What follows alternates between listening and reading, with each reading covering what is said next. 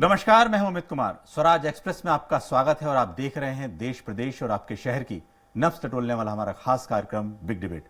प्रधानमंत्री नरेंद्र मोदी ने अपने जन्मदिन के खास मौके पर पालपुर कूनो में चीतों की अगवानी करने के लिए मध्य प्रदेश आने की खबरों का शोर अभी पूरी तरह थमा भी नहीं था कि उनके एक बार फिर मध्य प्रदेश आने का शोर मचने लगा है। इस बार प्रधानमंत्री उज्जैन के महाकाल मंदिर के नवनिर्मित भव्य कॉरिडोर का शुभारंभ करने आ रहे हैं। इसके बाद मध्य प्रदेश में 4 और मौके पीएम के यहां आने की राह ताक रहे हैं। उनका शोर भी शुरू हो गया है। साफ है कि पीएम की यात्राओं का यह जोर असल में अगले साल होने वाले विधानसभा चुनाव और उसके अगले साल होने वाले लोकसभा चुनाव की सियासी शोर है। चुनाव का झुंझुना भले ही तेज ना हो, लेकिन संकेत तो साफ मिल रहे हैं कि सत्तारूढ़ भाजपा पीएम के चेहरे के दम पर नैया पार लगाने में जुट गई है। हालांकि कांग्रेस के युवराज की यात्रा भी का पड़ाव भी नवंबर के महीने में मध्य प्रदेश में रहेगा। आज का मुद्दा इसी विषय को लेकर है। इस पर चर्चा के लिए हमारे साथ मेहमानों का खास पैनल मौजूद है। उनसे मैं आपका परिचय कराऊं, उससे पहले देखते हैं ये छोटी रिपोर्ट। मोदी का जोर, 2023-24 का शोर, पीएम का चेहरा, क्या बीजेपी को मिलेगा सहरा? एमपी में मोदी, नमो के बढ़ते दौरे, 2023 की तैयारी, मोदी के नाम की सवारी। कांग्रेस की मझधार में नैया, एमपी में मोदी खिवैया। नमो एमपी, चुनावी मोड में बीजेपी। मोदी का एमपी को दुलार, बह रही चुनावी बयार। मध्य प्रदेश में चुनावी शोर है, 2023-24 में मोदी का जोर है। कांग्रेस की फिलहाल मझधार में नैया है, तो एमपी में मोदी ही बीजेपी के खवैया है। अब नमो एमपी है, इसी बहाने चुनावी मूड में बीजेपी है।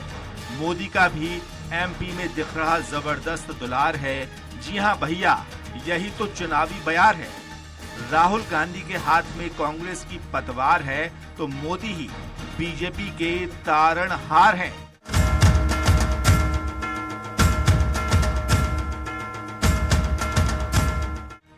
जी हां, मध्य प्रदेश में 2023 के चुनाव की आहट सुनाई देने लगी है। जिस तरह मोदी उत्तर प्रदेश में बीजेपी के कर्णधार बने, उसी तरह मध्य प्रदेश में भी मोदी का जोर देखने को मिलेगा। पिछले साल नरेंद्र मोदी ने जनजातीय गौरव दिवस में शिरकत की थी। इसके साथ ही पीएम मोदी रानी कमलापति स्टेशन का उद्घाटन करने पहुंचे थे। मोदी ने ओमकारेश्वर में फ्लोटिंग सोलर प्लांट का उद्घाटन भी किया था। नरेंद्र मोदी चीतों के साथ जन्मदिन मनाने मध्य प्रदेश के कूनो अभ्यारण्य भी पहुंच गए। अब मोदी महाकाल कॉरिडोर का उद्घाटन करेंगे। 11 अक्टूबर को माननीय प्रधानमंत्री जी महाकाल महाराज की नगरी पधारेंगे। मध्य प्रदेश का एक एक कार्यकर्ता उत्साहित होकर के पुनः एक बार माननीय प्रधानमंत्री के स्वागत की तैयारियों में हम सब लोग जुट गए हैं। बीजेपी ने कई राज्यों के चुनाव में प्रधानमंत्री के चेहरे को जमकर भुनाया है। उत्तर प्रदेश में योगी के साथ मोदी की जोड़ी ने कमाल कर दिया। 2018 में शिवराज के चेहरे को आगे रखने वाली बीजेपी ने कांग्रेस के हाथों पटखनी खाई थी। ऐसे में 2023 में मोदी का चेहरा फ्रंट पर होगा। इधर कांग्रेसी कहते हैं, मोदी के चेहरे को आगे रखने से प्रदेश सरकार की नाकामी और भ्रष्टाचार छुप नहीं जाएंगे।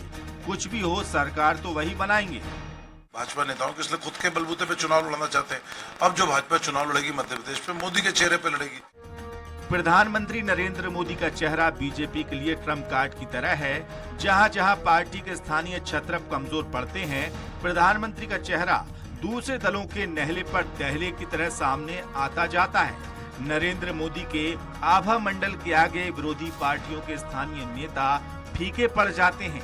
हालांकि मध्य प्रदेश में कांग्रेस राहुल गांधी की भारत जोड़ो यात्रा से आस लगाए हुए हैं, लेकिन चुनाव राहुल वर्सेस मोदी हुआ तो बाजी किसके हाथ लगेगी, इसका फैसला आप ही कर सकते हैं।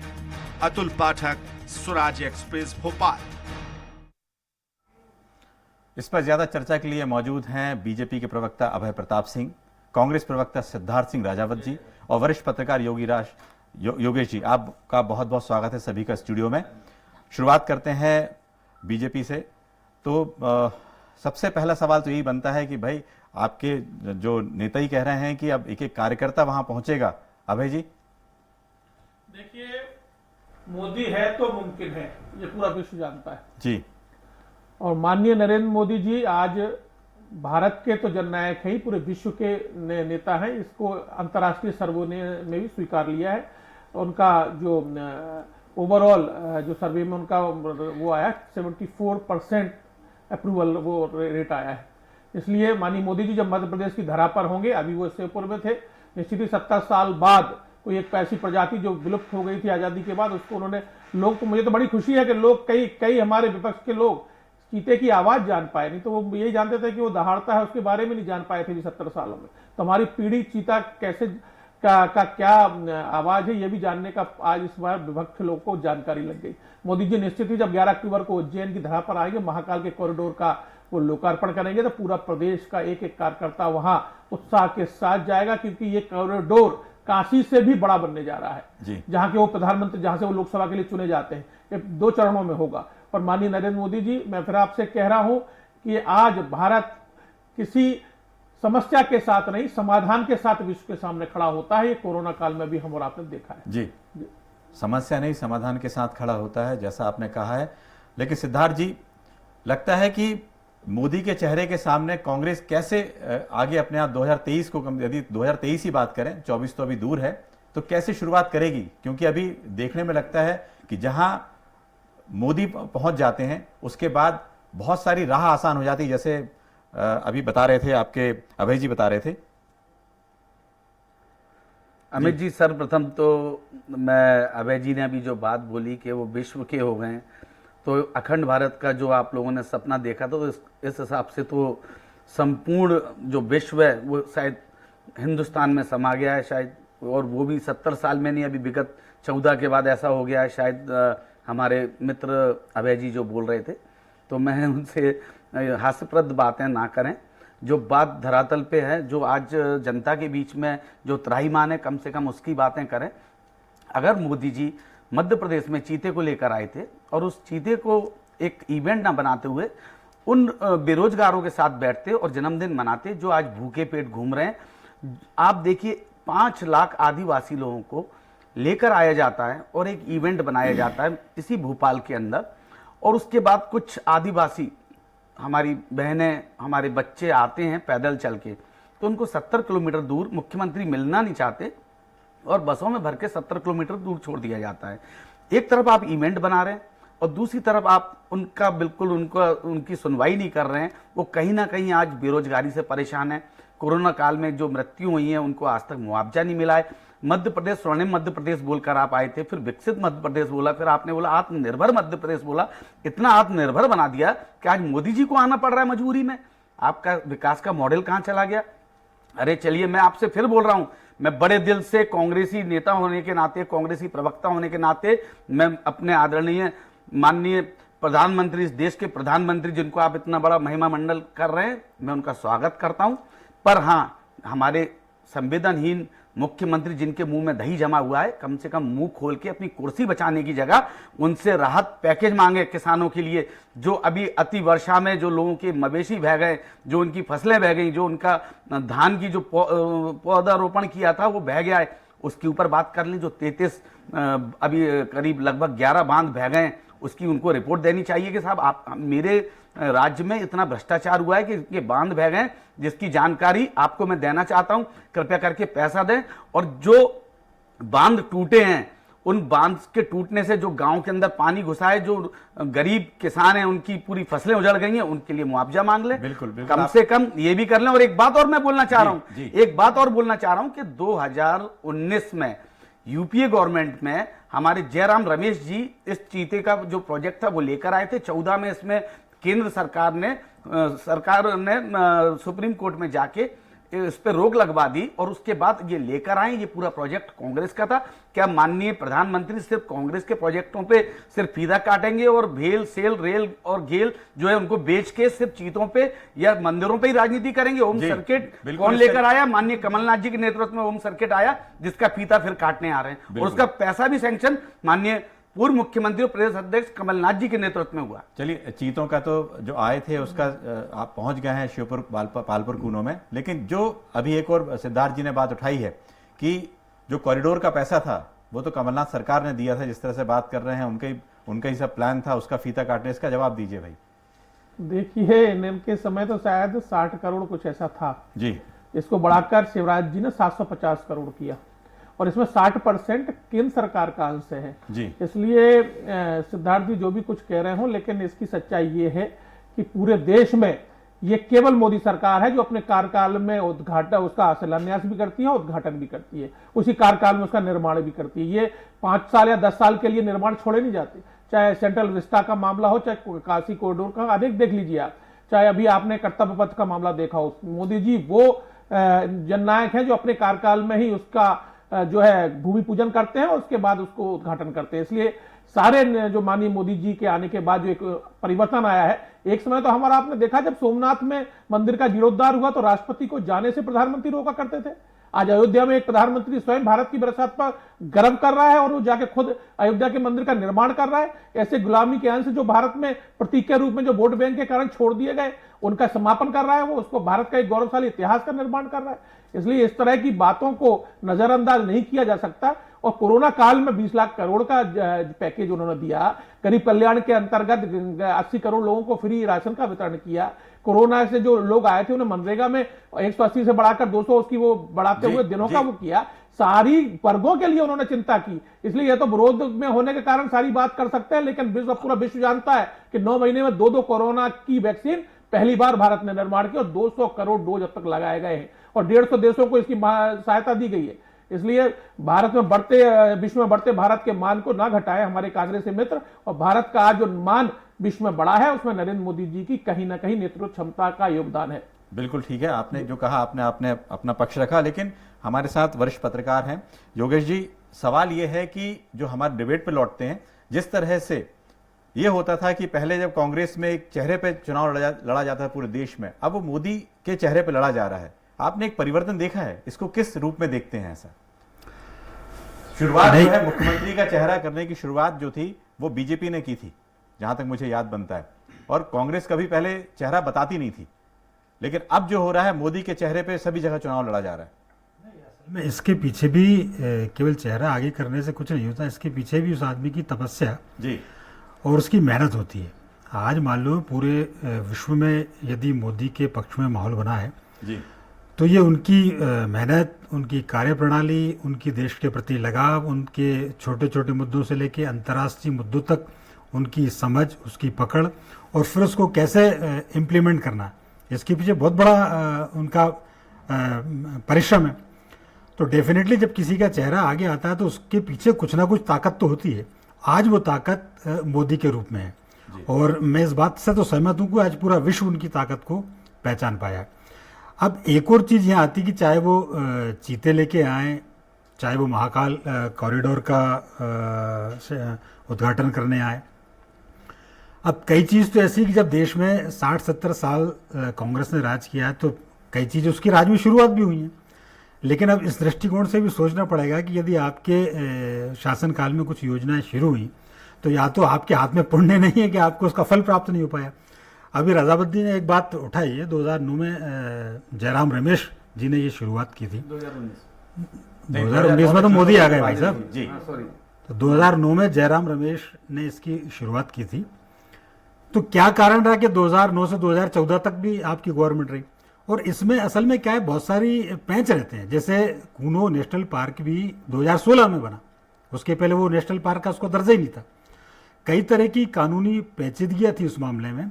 और अपन कूनो को छोड़ भी दें आप, मध्य प्रदेश और छत्तीसगढ़ की धरती ऐसी है जो टाइगर्स के लिए, जो चीतों के लिए, जो वन्य प्राणियों के लिए आज से नहीं शुरू से ही स्वर्णिम काल रही है। उनके लिए मुफीद यहाँ का वातावरण होता रहा है। और जो चीते पहले थे वो मध्य प्रदेश की धरती पे तो थे, तो यहाँ का तो हर नेशनल पार्क उनका हैबिटेट सेंटर बन सकता है। आप पैच में ले आते, कहीं भी ले आते, मैं इस बात का विरोध नहीं कर रहा कि योगेश जी आपको 1 मिनट रोकेंगे। हमारे साथ इस समय जुड़ गए हैं पूर्व मंत्री सज्जन सिंह वर्मा जी। सज्जन सिंह जी, आपको आवाज आ रही है? हाँ जी, मैं अमित बोल रहा हूँ। लगातार देखने में आ रहा है कि प्रधानमंत्री का दौरा मध्य प्रदेश में तेज हो गया है, उनके चेहरे पे ही लगता है चुनाव जो है फोकस कर दिया गया है। आप इसको किस रूप में देखते हैं? उनके अभी 4 दौरे और ड्यू हैं, मतलब एक तो उज्जैन आ ही रहे हैं, इससे पहले भी लगातार उनका वहां फोकस रहा, जहां पर खास तौर से मध्य प्रदेश की बात करें तो। जी, असल में क्या है, ये जो भाजपा का शीर्ष नेतृत्व है ये समझ गया है जी, कि 2018 का चुनाव विधानसभा का शिवराज के चेहरे पे लड़ा था और शिवराज सिंह चौहान का चेहरा फेल हो गया था। जी, तो वो समझ गया कि शिवराज के इस समय के कार्यकाल में भ्रष्टाचार की एक श्रृंखला, डैम फूट रहे हैं, पोषण नहर का घोटाला हो रहा है, व्यापम 2 हो रहा है, पेंशन घोटाला की उस पर परमिशन नहीं दे रहे हैं, तो हर एक नया घोटाला आ रहा है। नरेंद्र मोदी समझ गए कि भाई चौहान के चेहरे को आगे रख के चुनाव नहीं जीता जा सकता, तो भले नरेंद्र मोदी उनका चेहरा आगे रखे, जी, उससे कोई फर्क पड़ेगा नहीं, प्रदेश का नहीं देश का भयानकतम दुख। नौजवान ठगा हुआ महसूस कर रहा है, करोड़ नौजवान रोजगार का सपना दिखाया, महंगाई की मार, तमाम सारी घटनाएं इस देश में हो रही हैं। 16 भाषण है नरेंद्र मोदी के 2014 के, जी, 16 झूठे भाषण हैं। 15 लाख खाते में डालेंगे, काला धन लाएंगे, तो अब खेल क्या, जादू तो सबका खत्म हो रहा है इनका। जी, तो आपका कहना है कि उनके दौरे से प्रदेश में चुनावी कोई फायदा नहीं होगा? देखिए, मैं बोलो जनता तो दुख भोग रही ना, तो तुमने कौन सा चमत्कार कर दिया ऐसा? चलो मैं इंदौर भोपाल सब जगह बैठा हूँ, मैं तो रोज घूमता हूँ जी, ऐसा कौन सा केंद्र सरकार ने चमत्कार कर दिया मोदी ने? जो शहर इंदौर है, भोपाल है, अपनी गति से ही चल रहा है। कोई महान योजना आ गई क्या चमत्कार कर दिया? लोग महंगाई से किस तरीके से त्रस्त है, किसान एक छोटा सा सवाल और है कि अभी भारत जोड़ो यात्रा भी नवंबर और दिसंबर के महीने 15 दिन की राहुल गांधी जी की यहां से गुजरनी है, और उसमें भी पूरे ऐसा बनाया जा रहा है कि 230 विधानसभा पे किस तरह का असर पड़े, उसको भी तीसरी नजर से देखा जा रहा है। विधानसभा नहीं, पूरे देश की चुनाव पड़ेगा उसमें। नहीं, खास तौर से मध्य प्रदेश की यदि चर्चा करें। नहीं, देखिए बहुत सारे मेरा अनुभव,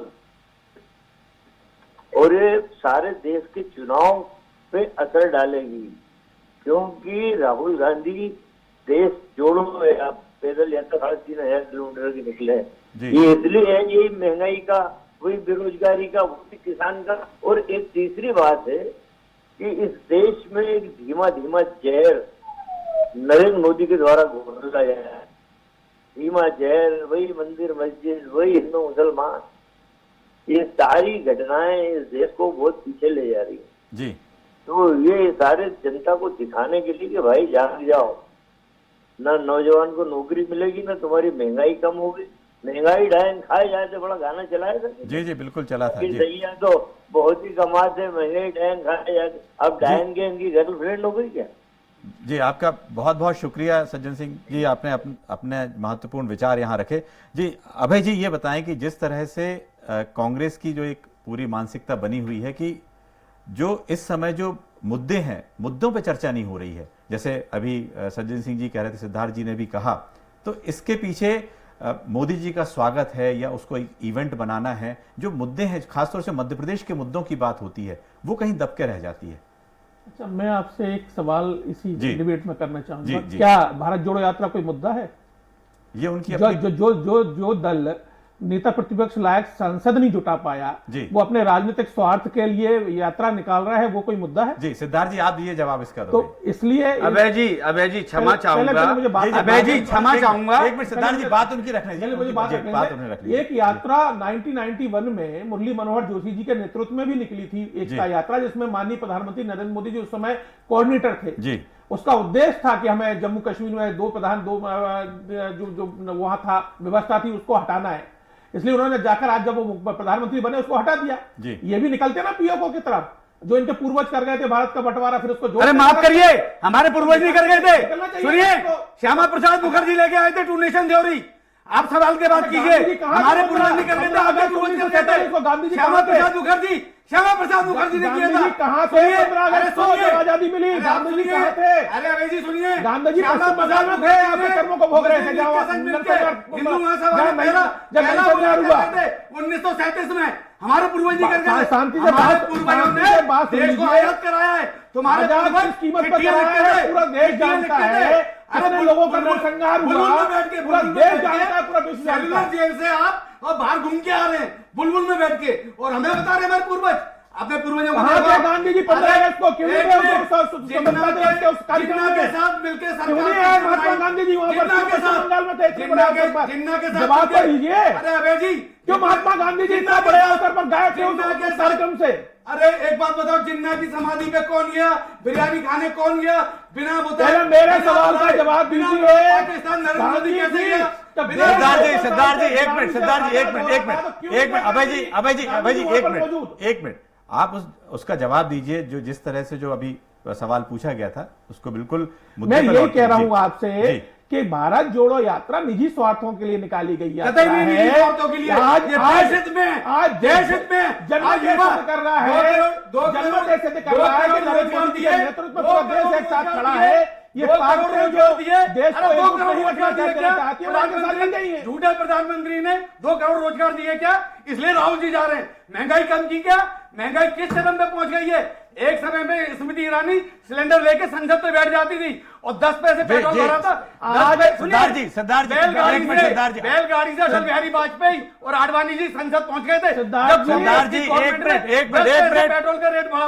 एक मिनट ये जो भारत जोड़ो यात्रा भी है, ये भी एक राजनीतिक यात्रा है जिस तरह से अभय जी, लेकिन इसके उनके अपने मकसद हो सकते हैं। आपका सवाल हो या आप जो पूछना चाह रहे हो या इस पे आप टिप्पणी करना चाह रहे हो, उसको आप कर सकते हैं। मेरा केवल इतना कहना है कि देश जब एकजुटता के साथ पूरा विश्व ये कह रहा है कि 21वीं सदी भारत की होगी, कोरोना जैसे काल में अर्थव्यवस्थाएं ध्वस्त हो गई, जहां भारत 5वीं बड़ी अर्थव्यवस्था बन गया, ब्रिटेन से भी ऊपर जो है, ब्रिटेन भी हमसे जो 200 साल हम पर राज कर गया वो नीचे चला गया। ऐसे समय जहां देश को एकजुट रखना चाहिए, तभी गंगा में लाशें बह गई, सच्चाई को स्वीकार करना चाहिए।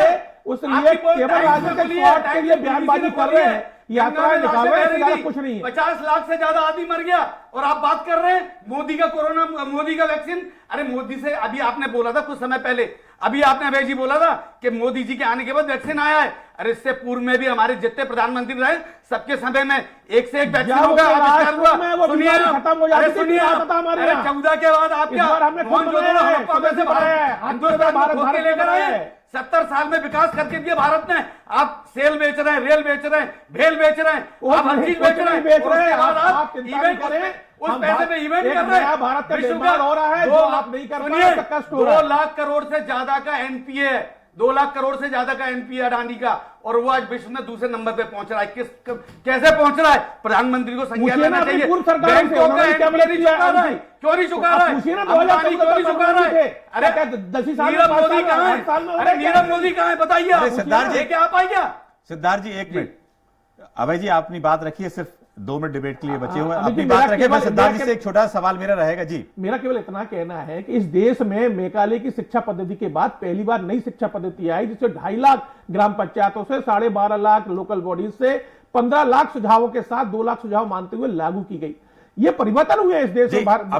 अभय जी सीधा सवाल यह है कि प्रधानमंत्री मोदी के लगातार मध्य प्रदेश में आने से चुनाव का कितना फायदा होगा? सीधा सवाल। देखिए, मोदी जी तो पूरे देश के जो है जननायक है, और मध्य प्रदेश में उनका वो संगठन के रूप में भी यहाँ महासचिव के रूप में प्रभारी रहे हैं, तो उनका लगातार आना रहा है। मध्य प्रदेश से चुनाव से ना जोड़ा जाए, वो देश के प्रधानमंत्री हैं, वो जाएंगे राज्यों में। नहीं, लेकिन लगातार बीजेपी भी उस तरह से एक कार्यकर्ता उस रैली में रहता है, उसमें रहता है, पूरे उनकी सभाओं में रहता है, उससे लगता है कि कहीं ना कहीं वो एक जनता के साथ साथ उनके साथ एक कार्यकर्ता भी उनका एक फोकस होता है। क्या कहेंगे सिद्धार्थ जी इसमें? देखिए, सर्वप्रथम तो मैं ये बता दूं कि माननीय हमारे पूर्व मुख्यमंत्री कमलनाथ जी के सामने इन लोगों ने 3 प्रभारी उतारे जी। जामवाल जी उतारे, शिव कुमार जी उतारे, एक और सुनिए आप, अब आप सुनेंगे या नहीं सुनेंगे? बस इस बात को मानेंगे कि माननीय कमलनाथ जी के सामने आपने 3 उतारे, उसमें भी आप असफल हो गए। जब वो असफल हो गए तो अब इन्होंने अब जब देखा कि आज मध्य प्रदेश से इनकी जमीन सरक रही है, तब ले दे के इनको फिर प्रधानमंत्री को लेके आना पड़ा। हर हर मोदी, घर घर मोदी। अब दुनिया जान चुकी है कि चल चल मोदी मोदी जनता जान चुकी है, इसलिए चल मोदी चल रहा है मध्य प्रदेश के अंदर। कहीं से किसी भी प्रकार से चलिए, नरेंद्र आप मोदी भी का कोई जादू नहीं चलेगा। एक छोटा सा सवाल योगेश जी, जिस तरह से आपने चर्चा भी सुनी है, लगातार दो बड़े मोदी जी के लगातार दौरे और जो कांग्रेस की एक बड़ी यात्रा अगले 2-3 महीने में यहां देखने को मिलेगा, क्या मध्य प्रदेश के चुनाव में आपको जैसा देखते हैं कि कितना फर्क पड़ेगा इन दोनों मोदी जी के लगातार दौरों का जो आगे भी हैं और कांग्रेस की इस यात्रा का, क्या इसमें आप देखते हैं? देखिए, डेफिनेटली राजनेता का हर एक्ट, उसके द्वारा किया जाने वाला हर कार्य राजनीति के लिए होता है। आप उसको नाम कुछ भी दे दें आप, और इसमें कोई दोहराई भी नहीं। मान लो मोदी आ रहे हैं 2023 या 2024 की तैयारी कर रहे हैं, तो इसमें किसी को ऑब्जेक्शन क्यों होना चाहिए? तो इसमें इसको तो राजनेता राजनीति की दृष्टि से लेता ना। दूसरी एक और चीज अभी मुझे समझ में आई, इतनी चिल्ला चोट हम किस मुद्दे पर कर रहे हैं? अक्सर वही मुद्दे पीछे छूट जाते हैं और हम वापस पहुंच जाते हैं पाकिस्तान और जिन्ना और फिरना सब याद आ जाते हैं। इतनी तेज से हम चिल्ला के बात करते हैं, लेकिन मुद्दों पे नेताओं के दौरे बिल्कुल होना चाहिए, राजनीतिक दौरे होते हैं, लेकिन उन मुद्दों को जरूर जो जनता के हित के जुड़े हुए हैं उनका होना बहुत जरूरी है। और आप लोगों का बहुत बहुत शुक्रिया आज की डिबेट में हिस्सा लेने के लिए, आज के कार्यक्रम में शिरकत करने के लिए एक बार और बहुत बहुत शुक्रिया आप सभी का। कल फिर हाजिर होंगे नए विषय के साथ बिग डिबेट में। नमस्कार।